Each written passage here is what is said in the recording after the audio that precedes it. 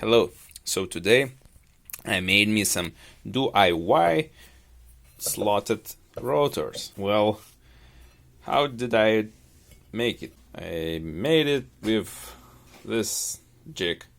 So it's basically some CNC router rail or whatever, guide, if we can call it, and a Dremel writing on it, and some spacing material like that tree and this plywood or whatever to match up my height, because I wanted a slot to be like 1 millimeter in depth. My rotors are made like in specific that they can't be used more than millimeter in depth. Let's say degrade more than 1 millimeter. So yeah, this also shows how much wear and tear I have on a rotor. So yep, this is a basic jig. You can do whatever you want. It's possible to do that with a grinding wheel if you have a steady hand. Also you can do the same Dremel, just you need to have a steady hand.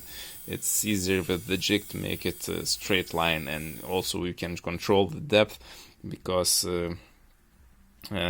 you want this to be consistent in all the way, because when you wear your rotors, it might be, all those bumps may be visible. So you might say that, what are you doing? These are completely new rotors. You are, messing them up. I don't think so. My rotors were worth €9 each. So yeah, that's even less than $9 if talking in USA language. So I don't care if I mess that up. But also, it's 1 millimeter here, so I don't think you can mess that up with that. And also, I made the slot not to the end of the rotor, because that would be like a crucial part here. I still left some meat there and here, so it should be okay. I will tell you in later videos about that. But it looks good. It's also both of them are symmetrical. Like one for the left, one for the right side. Definitely worth the money, or let's say no money. The main thing what I used is just a lot of these discs.